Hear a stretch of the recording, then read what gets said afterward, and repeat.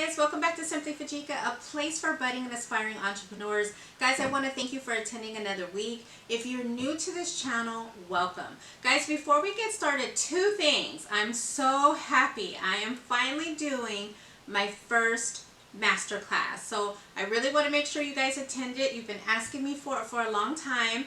So I will make sure the link to register is in the description of the video. So please don't forget to register for it. It will actually be the last Saturday of the month, August 27th. Okay, so I hope to see you there.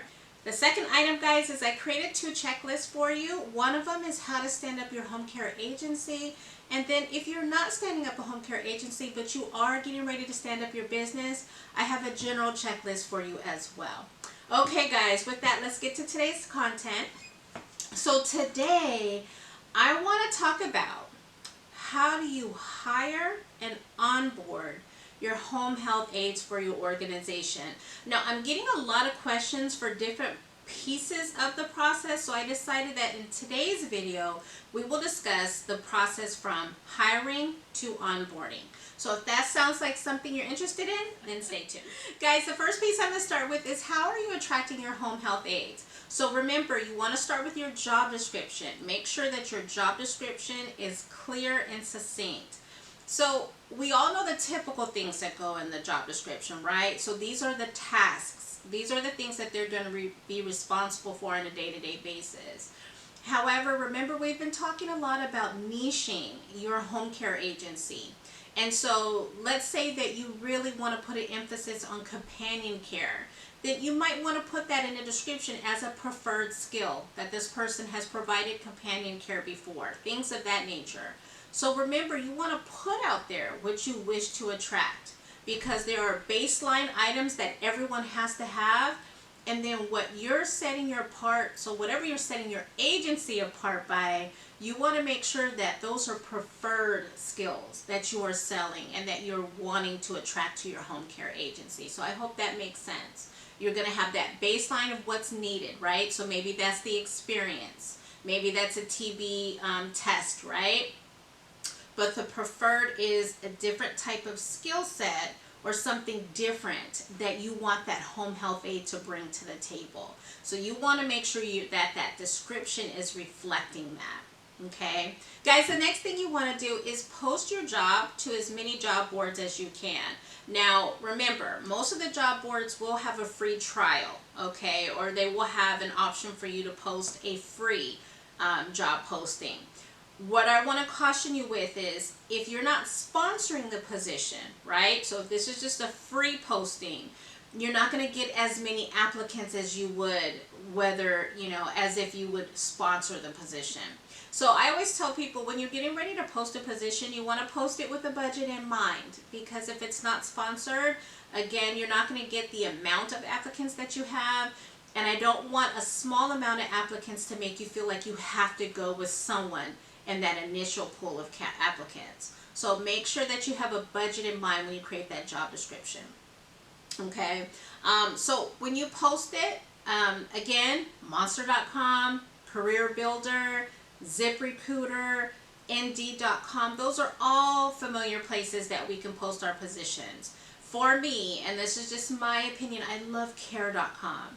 Care.com allows for you to, and just like most of them, but I like Care.com because you can ask for, hey, I want to make sure this person is registered with the state of California. I want to make sure that this person has a negative TB test. So by the time they send back to you those applicants, those people that have expressed interest in your position, you can weed them out based on whether they have those requirements. Now remember, depending on where you're at in your agency, if you're new, you probably want to get things up and running. So you want those people to come to your organization already having those items. However, if you have already stood up your agency, and at this point you're really just increasing your pipeline, right? You're building that pipeline document. Then you may want to have someone that they're not registered with the state of California yet. And you may want to work with them to get them registered. That's okay. But it just kind of depends on what your needs are for your business at that time. So that way, depending on where you're at in your business, you can make those decisions accordingly. Okay? The next thing that I want to talk about, because I feel like the last time I talked about it, I didn't have a folder for you. So I used to purchase these folders, and I think the ones that I purchased before were brown, but I can't find them at this time, but this will do. What I like for them to have is to have the 2 prongs on the inside, because remember, you're going to have this person fill out an application. Most of them may want to give you some continued education units or any proof of their licensing, proof of education, whatever they want to have to give to you. So that here could be on the right side. On the left side is where I would put those things that are needed, that TB test we've been talking about, the fact that they're registered with the state, any other certification, maybe a CPR certification that they may or may not have, right? So I would have that on the left side of the folder. What's important on the top of this, you guys know I am a checklist queen because hopefully you have stood up a pipeline document within your organization. If you guys want an example, you would like to see this, go ahead and send me an email at simplyfujica@yahoo.com, and I'll make sure that's included in the video by the time I post this. But really, a pipeline document is really a snapshot. It's an at-a-glance document that shows anyone who has expressed interest in your position, this is where they stand. So, have they filled out an application? Have you given them an offer letter? Where are they at with their documents to be hired onto your organization? So that way you know that, hey, if I have someone who's kind of been sitting in the pending status for a week or so, I may need to reach out to that person. Because remember, you're not sending approval for your person to be associated with your home care agency until they are fully complete. Okay? Now, you guys know I love to talk about the California Department of Social Services, and that's because they do set us up for success.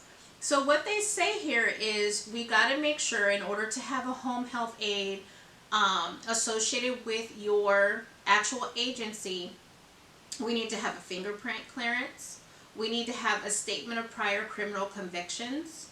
There needs to be an acknowledgement of requirements to report suspected abuse. And remember, that's going to come from your policies and procedures.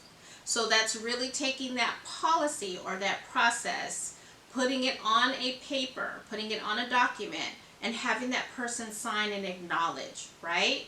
That they understand that they are not only a mandated reporter, but that you have a process for doing so, okay? And then you want to make sure they have the TV clearance. Remember, during your licensing, or if you haven't yet, you've already put together your training program. So the state wants to know, what does that entry level and annual training look like? So now you should also have a training log. And again, if you guys need an example, I'm here for you. So send me an email and I'll send you that example. But what I like to do when I have my orientations with my home health aides, or what I used to do, is definitely go over that job description so that we're on the same page as to what's being expected out of that person, right? You then want to go over those training items. And so that orientation should include going through your policies and procedures, and absolutely going through those abuse reporting policies. Because remember, they're expected to carry that out on your organization. They're going into that client's home every day to provide that care. So you want to make sure there's a foundation of, if there is suspected abuse, what should that home health aide do? You know, is that first call to you? Is the first call to the agency? That's what you're talking about when you have that orientation with that home health aide. Okay? And then, of course, they need to be registered on the home care agency. So those items that I'm taking directly from the California Department of Social Services, those 1, 2, 3, 4, 5, 6 items should be a checklist on every file. So that's what this first page is for.